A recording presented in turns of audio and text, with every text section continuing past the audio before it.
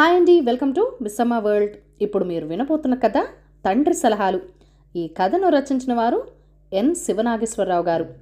చంద్రగిరి గ్రామంలో భీమశంకరుడు అనే రైతు ఉండేవాడు. అతనికి ఒక్కడే కొడుకు, పేరు కులశేఖరుడు. భీమశంకరుడి భార్య అనారోగ్యంతో మరణించింది. భీమశంకరుడు మరలా పెళ్లి చేసుకోకుండా కొడుకును కష్టపడి పెంచి పెద్ద చేశాడు. చదువు చెప్పించాడు. కులశేఖరుడికి యుక్త వయస్కుడయ్యాడు. కులశేఖరుడి స్నేహితులందరూ కలవారి పిల్లలు. వారికి వాళ్ళ తల్లిదండ్రులు తమ ఆస్తులను కూడబెట్టారు. తన తండ్రి అందరిలా తనకు ఆస్తి కూడబెట్టలేకపోవటంతో కులశేఖరుడు అసంతృప్తి చెందాడు. తండ్రితో అదే మాట అనేవాడు. జబ్బు చేసి భీమశంకరుడు మంచాన పడ్డాడు. ఒకరోజు అతని కొడుకును చేరబలిచి, నాయనా, నీ స్నేహితుల తల్లిదండ్రుల్లా నేను నీకు ఆస్తినివ్వలేదని బాధపడకు. నేను నీకు 3 సలహాలు చెప్తాను. వాటిని పాటించావంటే నీవు ధనవంతుడువు కాగలవు. మొదటి సలహా, ఆకలితో ఉన్నవారినెవరైనా కనిపిస్తే నీవు తినే దానిలో వారికి కొంత పెట్టు. రెండో సలహా, ఎవరైనా బాధలో ఉండటం గమనిస్తే వారి సమస్య ఏమిటో తెలుసుకొని నీకు చేతనైన సహాయం చెయ్యి.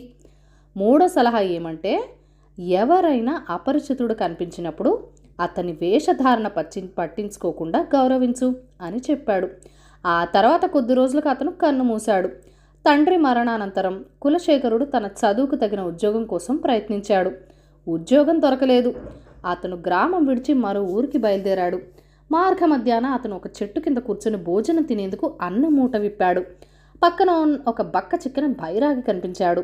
కులశేఖరుడికి ఆకలితో ఉన్నవారికి నీవు తినే దానిలో కొంత పెట్టు అన్న తండ్రి సలహా గుర్తుకు వచ్చింది. అతను బైరాగితో, ఏమైనా తిన్నావా అని అడిగాడు. తిండి తిని 2 రోజులైంది అన్నాడు బైరాగి. కులశేఖరుడు తను తెచ్చుకున్న దానిలో సగం బైరాగికి పెట్టాడు. బైరాగి కులశేఖరుడు పెట్టింది తిని ఆకలి బాధ తీర్చుకున్నాడు.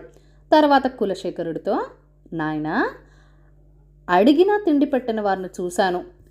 అడగకుండానే నా ఆకలి బాధ తీర్చావు. నీకో తాయెత్తిస్తాను అని జోలలోంచి ఒక తాయెత్తు తీసి కులశేఖరుడికిచ్చాడు. ఇది దేనికి అని అడిగాడు కులశేఖరుడు. ఇది మహిమగల తాయెత్తు. పాము కాటుకు దివ్యౌషధం.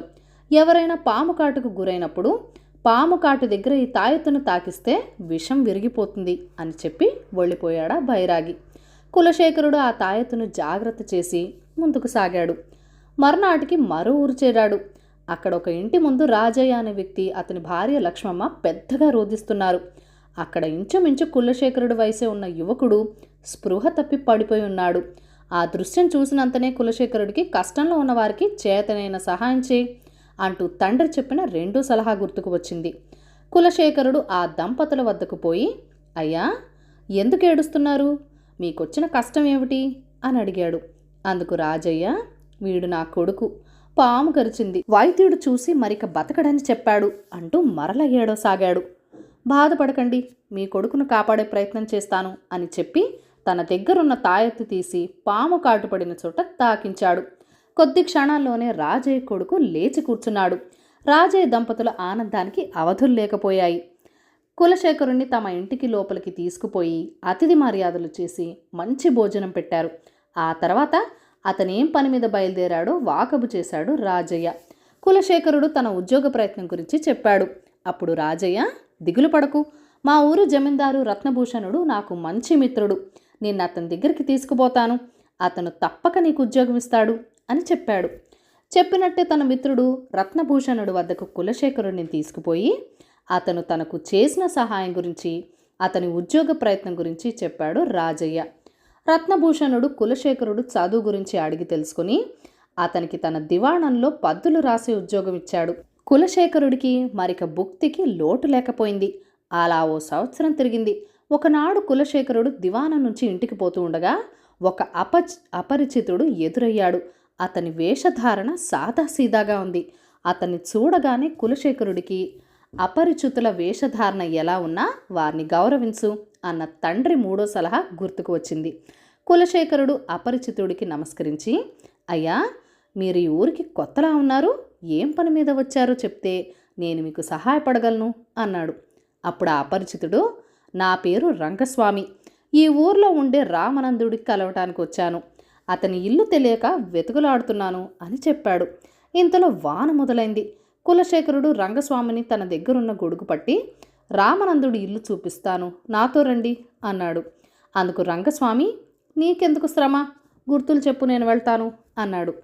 అస్సలే కొత్త ప్రదేశం, అందున వాన, ఎందుకు అనవసరపు శ్రమ, నాతో రండి అంటూ కులశేఖరుడు రంగస్వామిని రామనందుడి ఇంటికి చేర్చి తన దారిన తాను వెళ్ళిపోయాడు.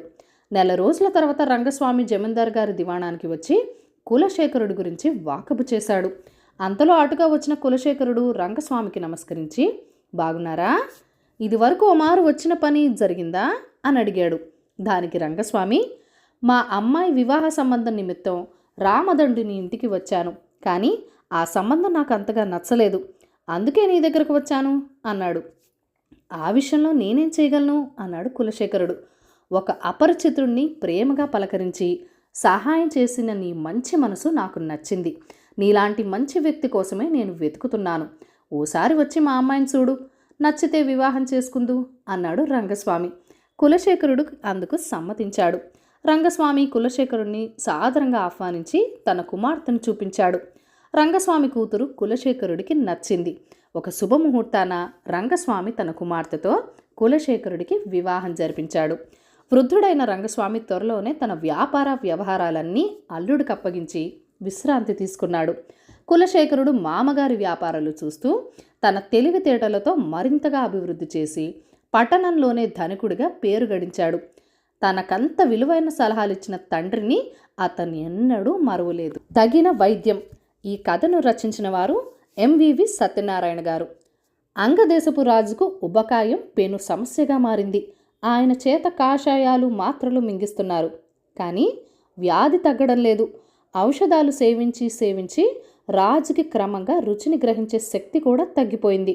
అందువలన తనకు వైద్య సహాయం అందించేవారు కాషాయాలు మాత్రలు తన చేత మింగించరాదని రాజు ఒక నియమం పెట్టాడు. వైద్యులు తెల్లబోయారు. రాజు ఉబకాయం తగ్గించటం తమ వలన సాధ్యం కాదని ప్రకటించారు. రాజు వ్యాధి సంగతి తెలిసి అంగరాజ్యం మీద దండెత్తి రాజ్యాన్ని వశపరుచుకునేందుకు ఆయన శత్రురాజులు తమ ప్రయత్నాలు ప్రారంభించారు. రాజు ప్రకటన తెలుసుకున్న తర్వాత కూడా అంగరాజ్యపు సరిహద్దు కొండ ప్రాంతాల నుంచి ఒక వైద్యుడు ఆయన జబ్బును బాగు చేస్తానని కబురు పంపించాడు. రాజుకి అరికాల మంట నెత్తికెక్కింది. ఒక రాజుకి కబురు పంపించేంత ధైర్యం ఆ వైద్యుడికి ఎలా వచ్చిందో తెలుసుకోవాలని తన పరివారాన్ని అతడి వద్దకు పంపాడు. అతడు వెంట పెట్టుకుని రావాల్సిందిగా కూడా ఆదేశించాడు రాజు.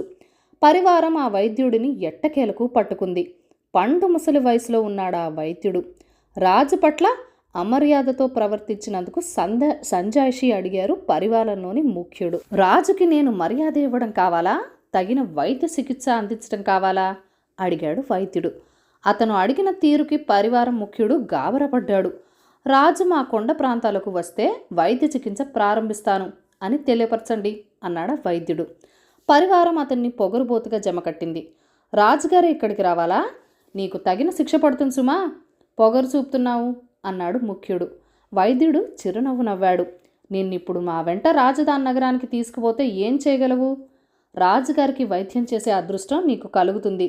అలా కాకపోతే నీకు మరణ శిక్ష విధిస్తారు సుమా అన్నాడు ముఖ్యుడు.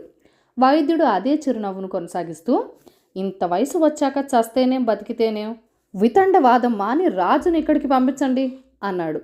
ఇక చేసేది లేక పరివారం తిరిగి వెళ్ళిపోయి రాజుకు జరిగిన విషయం అంతా వివరించింది.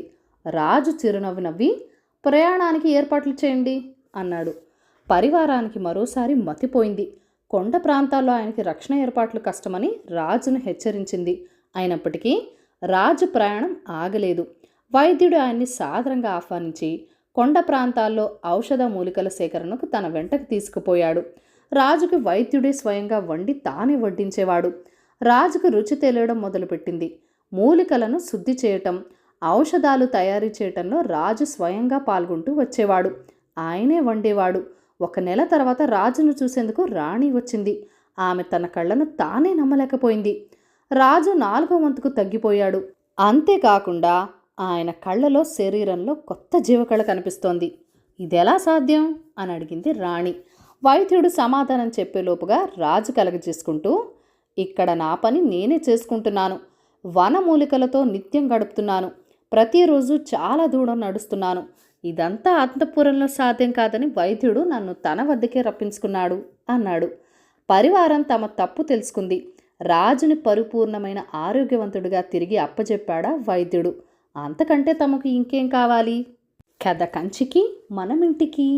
ఈ కథను లైక్ చేయండి, షేర్ చేయండి. మన ఛానల్ని ఫస్ట్ టైం చూస్తున్నట్లయితే కనుక సబ్స్క్రైబ్ చేసుకుని ప్లీజ్ మీ సపోర్ట్ ఇవ్వండి.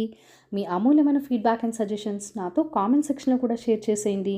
Thank you for watching. Bye bye.